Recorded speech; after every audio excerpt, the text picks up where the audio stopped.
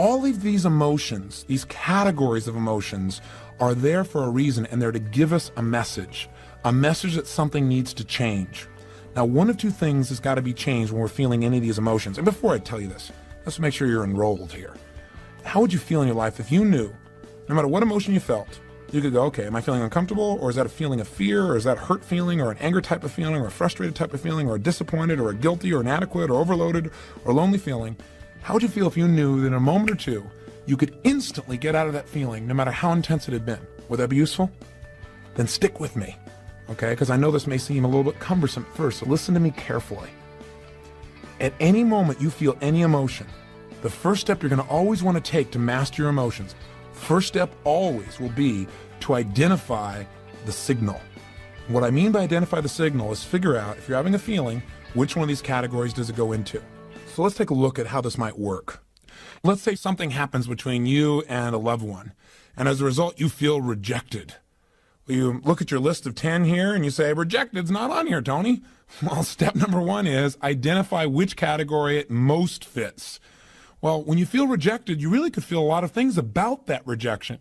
You might feel uncomfortable, you might feel actually hurt, or you might feel angry about it, or as a result of rejection, you might feel lonely. What I'm trying to do is get down to the core emotion that really is controlling you, rather than just this giant word called rejection, which really isn't the essence of what you're feeling. As you go down and you look through your list, and by the way, I know you're not good at this list yet because it's brand new, but you'll memorize it simply by listening to this tape over and over again. By the end of this conversation, hopefully you'll know the 10, and I'll keep saying them again for repetition's sake. What we're going to call them from now on is action signals, because that's exactly what they do. They are signals for you to take action, to reevaluate the way you're perceiving something or the way you're proceeding, the way you're communicating your feelings to other people, or the way you're behaving around other people or situations. In other words, they're going to tell us we got to make a change in order to get what we really want. And that's what these action signals are all about. They're not negative, they're not bad, they're there to serve us. But for now, let's come back to the example. We said step number one then always is identify the signal. That simply means where does it fit in here? So in this example, we've said that rejection really was just uncomfortable for you. Maybe what happened is you turned to kiss your husband or wife and they were busy reading or writing or something and they didn't really reciprocate. You felt, kind of uncomfortable about that. You didn't feel lonely. You didn't feel hurt. You didn't feel angry. You just felt a little uncomfortable. The signal of being uncomfortable is calling to your attention a message. And the message of uncomfortable feelings is, one, realize you need to change your state. That right now, no matter what happens in the state you're in, you're not going to appreciate it. You're not going to be resourceful in understanding what things really mean. Say, for example, you're feeling in a state of being uncomfortable about that. You're going to start hallucinating. Well, gosh, my husband or wife, they weren't really loving to me. Does that mean that they're not interested in me anymore? Does that mean that, that our relationship's not as strong? We tend to hallucinate when we get in an unresourceful state. So when you feel uncomfortable, first message from that signal is, hey, change your state. Second, clarify what you want. Immediately, you got to clarify what you want. That's what this signal is trying to tell you. It says, yeah, don't just be uncomfortable. What do you want? If you want your husband or wife to be closer to you, get clear that's what you want. And step three, immediately take action in that direction. And the way to take action in that direction is communicate your desire or do something that expresses it. Make sure you do something until you achieve what you want and you're no longer uncomfortable. It's literally that simple. Don't just sit around and go, gosh, I feel bored. I feel foolish. I feel insecure. I feel kind of rejected. I feel uncomfortable. Say, great. I need to change my state. The fact that I'm uncomfortable is a signal. It's giving me a message to immediately change my state. 2, clarify what I want. And 3, take action in that direction. If you do that, you've conquered this emotion immediately. Let's say you felt rejected to the point where you called it hurt. You really felt hurt inside. Well, what's the message of hurt? When you feel the sensations you call hurt feelings, that signal is giving you a different message. And the message there is that there's an expectation you have that's not been met, and you have a sense of loss. That's why it's more intense than just being uncomfortable. You feel like you've actually lost something. Now, the challenge with this, as with all these emotions, is that when you identify the message, you must immediately clarify what has to be changed. Whenever you have what you used to call a negative emotion, you're now going to call an action signal. You know that action signal is signaling you need to change one of two things. Either your perception or your procedure. Now let me clarify what I mean by that. Your perception might be, for example, that, gosh, you feel hurt. You feel like your husband doesn't love you so much anymore, or your wife doesn't love you so much anymore because, gosh, when you first met, boy, all you had to do was, look at them and they dropped their newspaper and came over and hugged you. And now they don't. You have a sense of loss and that hurts you inside. And that hurt is a lot more painful than the feelings of just being uncomfortable. The point, though, is this. Is this an appropriate emotion for you to feel based on this situation and this time with this person? And that's really the question we want to ask ourselves whenever we have an emotion. We know that when we have that signal, we need to first identify it, and then secondly, immediately appreciate this signal is offering us a message, and the message is we need to change. Again, our perception or our procedures. So our perception might be, person doesn't love me. Do we need to change our perception? Do we have some rules that are inappropriate in this situation? And the answer here probably is yes. Wouldn't you agree? This person is just wrapped up in what they're doing because they're just immersed. It doesn't mean they love you any less. What this emotion is telling you is you need to change your perception because otherwise you're going to feel pain for no reason. You might also look at this same situation as a symbol that you need to change your procedure. Procedure means the way you're proceeding with this information. In other words, what this may be is a signal to you that you really aren't communicating your real needs to your husband or to your wife. Maybe what you need to do is change your procedure, and instead of feeling hurt or instead of feeling uncomfortable, turn to your husband or wife and say, honey, I know you're wrapped up in your work. I know you're totally immersed. I know you're trying to do stuff that supports the whole family here. But you know what? I just need, 3 minutes with just you and I, because I really need right now to just feel loved by you. I need to hold you. I need to feel connected to you. Now, if that person starts to get upset, obviously you're getting feedback that your procedure still didn't work. You have to be a little more flexible, a little more creative, or maybe a little bit more loving in the way you do it. Or maybe change the timing in which you go about something. But that's changing procedure, changing the way you communicate. Or another way of changing procedure might be it's a signal that says that the way you're communicating your husband or wife doesn't make them want to make you feel loved right now. That your present behavior may be turning them off. For example, let's say you feel rejected by them because when you come in the door, they don't rush up and give you a hug. They're immersed in something. Now, how do you respond to that? Well, what a lot of people do when they feel rejected is they feel uncomfortable with it, or they feel hurt, or some people get angry when they feel rejected. Now, what's the message of anger? The message of anger is you have a standard for your life, something that's important to you, and it's not being met by another person, or maybe even not being met by you. Sometimes we get angry because we're not living our own standards, huh? So let's say as a result, one of your standards is that people who love you, they run up and they greet you in your home. They don't do that today. Well, you feel angry. One of your standards has been violated. Something you believe important is not happening, and now you're angry about it. How do you respond now to your spouse who doesn't even know what's going on? Maybe you give them a dirty look, or maybe you make some snide remark, or you find something wrong with what they're doing. As a result, this person may very well purposely reject you.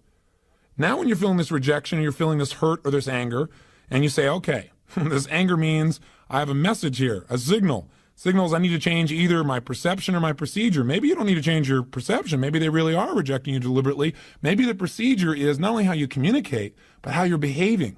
Maybe you need to look and say, I'm not treating this person in a very loving way. No wonder they're giving me this feedback. I need to change me. Are you following me so far? So we're always getting the message. We're identifying the signal. We're appreciating the message and knowing the message is telling us we either need to change our perception or our procedure. The way we're communicating, the way we're behaving. I know this may sound complex at first, but I'd play this tape back and listen to this little section a couple of times. You'll get this down. I want to change either my perception or my procedure, the way I'm communicating to this person or the way I'm behaving, or just the way I'm looking at the whole darn thing and making it so I don't have pain. I need to look at things, communicate, or behave in a new way. That's the message of pain. Let me say that again because I think you'll get this one.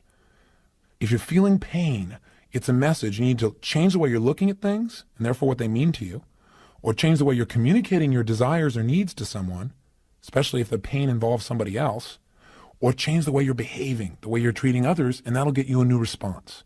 That's in essence the basis of all these action messages. They're telling you got to set a new outcome and move in a new direction. Otherwise, you're going to stay in pain. And by the way, let me mention something to you. If you ignore a message, if you ignore one of these signals and these action signals, whether it be the signal of feeling hurt or fearful or angry or frustrated or disappointed or overloaded, that signal doesn't go away. It intensifies. You'll feel even more hurt, even more angry. It intensifies until one day you get smart enough to say, hey, I got to change something here. I got to change my expectations, the way I'm evaluating this thing, the way I'm looking at things, the way I'm feeling about it, or the way I'm communicating what I need, or I got to change the way I'm behaving, period. I'm going to keep feeling this until I make one of those 3 changes. It's that simple. Next, once you've identified the signal, i.e. you've identified, you said, I was feeling rejected, and what that really means is I'm feeling uncomfortable, or it really means I'm feeling hurt or angry or lonely or whatever. Then the second step is appreciate the message. Respect that emotion. Don't make your emotion wrong. So many times they say, well, I don't want to feel rejected, or I don't want to feel bad, or I don't feel angry, I don't want to feel hurt. Don't do that. Appreciate it. It has a message for you. It means you got to change. But it also means something very specific depending upon which emotion of these 10 categories. So before I go any further, let me review with you what the messages are that each one of these 10 signals is giving you. We've already said that if you're uncomfortable, the message is simple. You got to change your state, clarify what you want, and take action in the direction of what you want. And immediately you won't be uncomfortable anymore. If you're feeling category number 2, emotions of fear, whether it be concern or apprehension or worry or anxiety or scared or frightened or terrified, no matter what intensity it is, any one of those still are fearful emotions, and fear emotions deliver one message to us. We need to prepare ourselves to deal with something or to avoid the negative consequences of something that's coming up, something that's about to happen, a situation or event. Basically, fear is get prepared. Get yourself so you can deal with something. And that's a valuable message, isn't it? Now, the problem is what most of us do is we get fearful and we don't take the message. We either try to deny the fear and act like we're real strong, and all it does is get stronger and stronger, or worse, we just surrender the fear and we don't get the message. All we do is we get caught up in the emotion and we get more and more scared and we amplify it. And we start thinking of the worst that can happen rather than figuring out, okay, what do I need to do to be prepared to avoid the negative consequences and make this work? For example, people have fear of failure. That's a valuable fear. It's saying get prepared so you won't fail. For example, you might have a fear because the IRS is coming to visit you and you get a little note in the mail. You get this feeling of anxiety. That's probably a useful fear, right? It's probably saying to you, hey, you better go get all your paperwork in order. If you didn't have that message, if it wasn't painful enough, you might slough it off. They might show up and it may cost you a lot of money, not because you weren't accurate or honest, because you weren't prepared. Same thing happens if somebody asks you to give a speech and you get a little fear inside. Maybe it grows into anxiety. The more intense it gets, the more we tend to surrender to the emotion rather than get the message. That's why we may want to convert fear and say, well, I'm a little concerned. And what I'm concerned about is I need to prepare for the speech so I do the best possible job and I'll feel confident instead of fearful. Now, again, with each of these emotions, we want to hear the message and see is the message appropriate. You may already be prepared. You may be as prepared as you can get. There's a limit to what you can do, right? There's a point where you have to have some faith. At that point, you might just have to say, you know what? This is a message I need to change my perceptions, not my procedures. I'm prepared by my procedures. I know what to do. I know how to do it.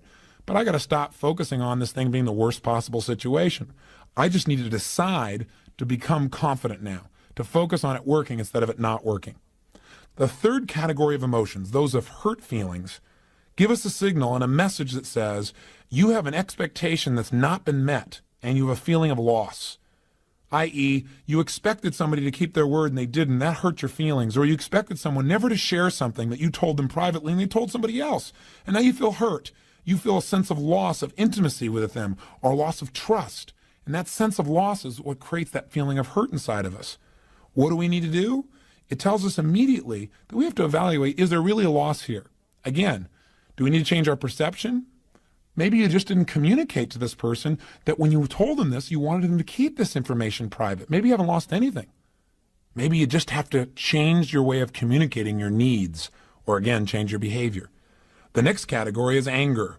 That's the fourth category. And again, emotions like irritation or feeling livid or furious or enraged or resentful, all of these fit into this category. Any of these emotions are simply signals giving you a message, and the message here is that an important rule that you have in your life has been violated by someone else or maybe even by you.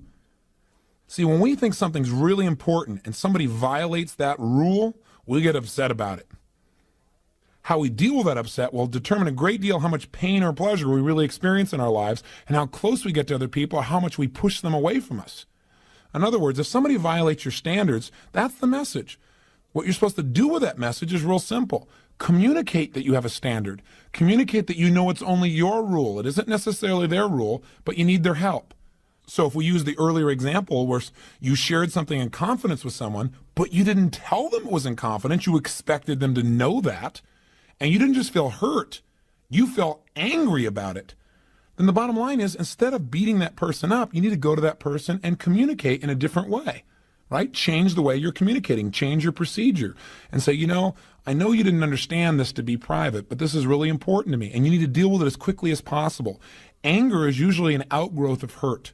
In other words, when you're hurt, you have a feeling of loss. Something you expected didn't work out. When you're angry, it's because it's something you think is really important that wasn't handled, or you've got a lot of hurts that have built up and you've not expressed them, you've not communicated them. So anger is usually a signal that something you believe is really important has been violated by someone or yourself, or that you've had a lot of hurts that you've not expressed that have built up until their anger. How do you deal with it? Change your perception. Maybe this person wasn't trying to hurt you at all. Change your procedure. Communicate better what your real needs are, or change your behavior. Tell people up front, hey, this is private. Promise me you won't share those with anybody because it's real important to me. Either way, you'll get out of your anger quickly. It's simply a signal that says you need to clarify with other people what your rules are and get them to agree to meet them, or you need to compromise them possibly. Some things you get angry about, you're going to get angry about for the rest of your life. And you better identify those things and realize that those are just your standards. They're not everybody's standards. And if you go around being upset because everyone doesn't live by your rules, you're going to be upset your whole life. So again, maybe you need to change your perceptions, change your rules so that life is a lot simpler and a lot less painful for you. The fifth category of emotions, frustration. These action signals are telling you need to change your approach to achieving your goal. Whatever you're going after, you're not going to get it the way you're doing it right now. That's why you're frustrated. You keep trying to get the same result by doing the same thing over and over again. There was a definition given a long time ago about insanity. They said insanity is attempting to get a new result by doing the same thing over and over again. It'll never work. So you've got to change your approach. When you feel frustrated, just know, hey, that's a message. I got to change my approach. I need to be more flexible in the situation. Category number 6, disappointment. If you start to feel disappointed, that's a signal. And that signal is bringing you a message. And the message is that you need to realize an expectation you had, an outcome you're going after, is not going to probably happen unless you change your expectation and make it more appropriate for the situation at hand. In other words, maybe you wanted something to happen in too short a period of time. Realize disappointment says you need to change your expectations. You need to change simply your view of things and come up with a more appropriate outcome for the time that you have involved, the people you have involved, the situation you have involved. So that's the message. Listen to it. Utilize it. Don't keep re-experiencing disappointment and stacking it until you feel overloaded, or overwhelmed, or hopeless, or inadequate, which are emotions we'll talk about later. But first, let's talk about the next one. The 7th major category of emotions are guilt or regret emotions. Hey, when you've got feelings of guilt or regret, a lot of people say, well, don't feel guilty about anything. Garbage. Guilt serves you if you hear the message. And the message of guilt is really simple. It says you violated one of your own standards, and you must do something immediately to ensure that you're not going to violate again in the future. That's why you have the pain of guilt. Now, what most people do is they do one or the other. They either deny the guilt, take themselves out of it, and don't feel guilty at all, which, I agree you shouldn't stay in guilt, but if you just deny the guilt and don't get the message, the guilt's going to come back. It'll get you sooner or later. It's back there. It's deep. It's dark. It'll get you. So with that fear, maybe you should turn that fear into getting the message instead of being overwhelmed and, again, surrendering to guilt. That's the other extreme. People just walk around and they allow themselves then to feel inferior for the rest of their life. They feel so regretful about what they once did. That is not the purpose of guilt. It's to make sure you clean up your act. It's to make sure that you don't violate this again. It's that you make things right when you screw up. That's what you got to do. Now, sometimes you can't. Sometimes someone has passed away or something's occurred where you feel guilty about something that happened in the past you really can't change. The only thing you can change is your present and future behaviors. When you do that, you can let go of the guilt. But that's the message it offers you. And again, when you immediately feel the signal, what do? You identify the signal and you realize, hey, I'm feeling regret or I'm feeling guilt. Secondly, you appreciate the message. It's a message that says you need to change something. Either your perception or your procedures. Maybe you're feeling guilty about something you shouldn't feel guilty about at all. Have you ever done that? I know I have. I felt guilty one time because I didn't help somebody feel happy enough. I used to run around. If everybody around me wasn't happy, I feel guilty if I felt good. How stupid. We don't want to fall into that category. You might want to change your rules or your perceptions. Or you might need to change your procedures again. Maybe the procedure is you feel guilty about the way you communicate to somebody. You were too harsh. Go back and clean it up. Say, hey, I'm sorry. I didn't mean to do this. I really regret what I said. I was wrong. Boy, the guilt will disappear. Or change your behavior in the future. Change the way you're going to communicate to that person or people like them. Any one of these 3 changes, again, will immediately eliminate the guilt, and then guilt has served a good purpose, hasn't it? It's kept you on track. It's moved you forward. It's made you a better person. That's why it's there. Utilize it. Don't wallow in it. Let's go to category number 8, inadequacy. Boy, if you feel inadequate, those are any of those emotions, again, that make you feel like you're less than. Feelings of being unworthy, for example, would be inadequate feelings. Whenever you feel this emotion or emotion like it, get excited. Appreciate it's offering you a message, and the message it's offering you is simple. It's saying you need to do something to get better in this category right away. It doesn't mean you have to be perfect at it. Inadequacy just says you got to do something. Don't sit on your duff anymore. You're feeling inadequate because you haven't done anything to be really good in this area. Now, the first thing you got to do is, as you go through this process, is ask yourself, is this really an appropriate emotion? That is, am I really inadequate, or do I need to change the way I'm perceiving things? Maybe I got some rules that say, in order for me to be adequate, I have to go on the dance floor and outdo John Travolta. That's probably inappropriate perceptions. You need to change the perceptions, or it may be changing the procedures, which is, I need to prepare myself by doing something right now to get better. One thing you could do is just go practice. One thing you could do is go out and initiate some communication. So inadequacy is a message to get up and do something to become better, or to change your criteria, to look at what you're doing and make it easier for yourself to feel adequate. You've probably got rules that are too harsh. Now, category number 9. This is one of the categories that I think immobilizes and destroys more people's lives than virtually any of the others combined. And that is a feeling of being overloaded or overwhelmed or hopeless or depressed. They all fit together. I use overloaded to make it sound simpler, because if you say, gosh, I'm depressed, you'll immediately feel much more intensity than if you say I'm overloaded. The key here is to realize that this is a signal. When you feel hopeless, depressed, overwhelmed, or overloaded, the message that's offering you is that you need to reevaluate what's most important to you in this situation. Sit down right now and decide what is absolutely important, what's a necessity for you versus what's a desire. Write down all the things that are most important for you to accomplish. Then, 2, put them in order of priority. And then 3, take the first one on your list and do something about it.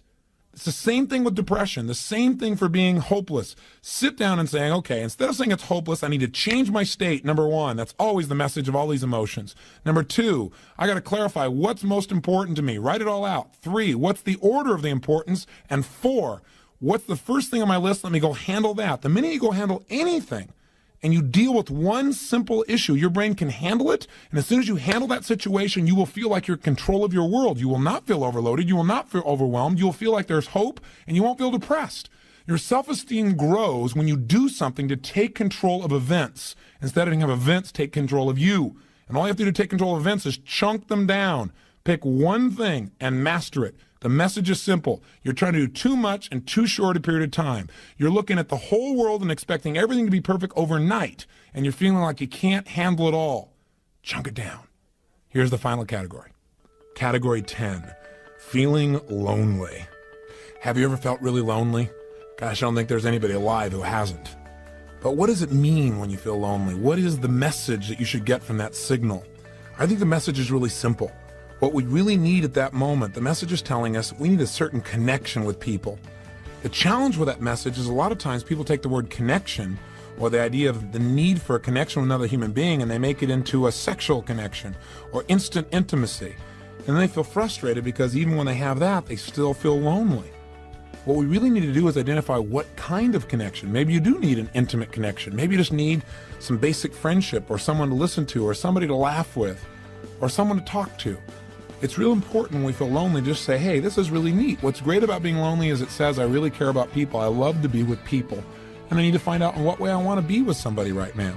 And then take an action immediately to go in the direction we want. In other words, all 10 of these emotions are a message to our brain to say, hey, what you're doing right now isn't working, and you need to change it. You either change your perception, change what criteria you're using, your way of looking at things that makes you feel this way because your perception's not appropriate, or change the way you're communicating. You're not communicating things in a way where people know your needs, or just change your behavior. What you're doing isn't working. Change your approach. Every feeling you have, good or bad, is not based on the actual reality of life, but rather your interpretation as to what things mean. And remember, nothing in life has any meaning except the meaning you give it. So if you don't like the way you're feeling, change the meaning. If somebody passes away, you really cared about them, and they die, you can feel really bad. You can feel disappointed. You can feel frustrated. You can feel angry. You can feel hurt. You can feel sad. And all those are appropriate emotions. But make sure you take a message from it And the message you got to eventually come out with is, what's an empowering way of looking at this? What else could this mean? Maybe it doesn't mean that I just lost somebody. Maybe it means this person has gone someplace they need to be. Or maybe this means my connection will be even stronger with them now than when they were here. Maybe this means I will value my own life and give more while I'm here because I realize that life is delicate. Choose meanings that empower you in life instead of assuming that meanings that disempower you. It's a final message to remember.